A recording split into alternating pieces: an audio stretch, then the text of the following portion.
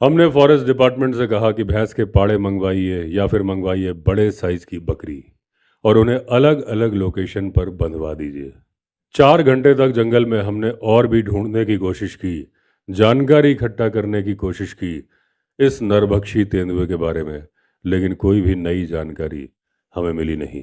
जब हम forest department वापस लौटे तो हमने देखा कि 2 बड़ी बकरियां कंपाउंड में बंधी हुई हैं। अब जो बड़ी बकरी हमने बंधवाई थी उसका हमारा आइडिया ये था कि एक बार में तेंदुआ शिकार को खा ना पाए, उसे दोबारा आना पड़े, और जब वो दोबारा आएगा तो उसकी मुलाकात होगी हमसे। अब हमने फॉरेस्ट स्टाफ को बोल दिया कि बकरियों को वहां पर बंधवा दीजिए जहां पर हमने बताया था। उनमें से एक लोकेशन वो थी जहां से लड़की को लेके गया था वो नरभक्षी तेंदुआ, और हमने कहा था जहां बकरी को बांधिए वहां पर आसपास रेत से एक बेड बना दीजिए ताकि जो भी तेंदुआ इसे मारे हम उसे पहचान सके पग मार्क से कि ये नरभक्षी है कि नहीं। अगले दिन सुबह हमें खबर मिली कि बकरी सही सलामत है, उसे तेंदुए ने मारा नहीं है।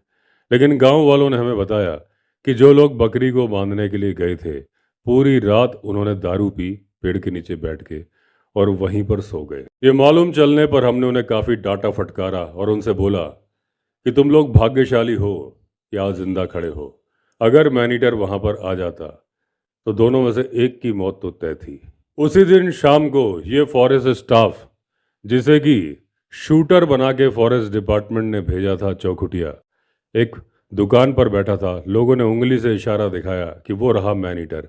उसने चला दी गोली, गोली उसे लगी नहीं। अब उसके बाद लोगों ने हमें खबर दी कि मैनीटर एक आदमी पर घात लगा के बैठा है जो कि काम कर रहा है अपने खेत पर। लेकिन जब तक हमें खबर मिली तब तक वो आदमखोर तेंदुआ वहां से जा चुका था। अब हम समझ चुके थे कि ये और ज़्यादा चालाक हो जाएगा, अपने आप को दिखाने की कोशिश भी नहीं करेगा जब वो लगाएगा घात।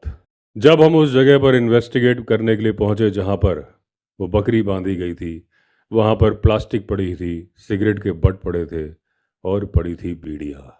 अब ये बीड़ी और सिगरेट के बट बता रहे थे कि जो गांव वालों ने हमें कहानी बताई थी वो सच्ची थी। हम घंटों यहाँ से वहां तहकीकात करते रहे इस उम्मीद में कि कोई तो सुराग मिलेगा मैनीटर का, लेकिन सुराग मिला नहीं। हम काफी ऊपर तक पहाड़ी पर चढ़ चुके भी हमें कुछ नजर आया।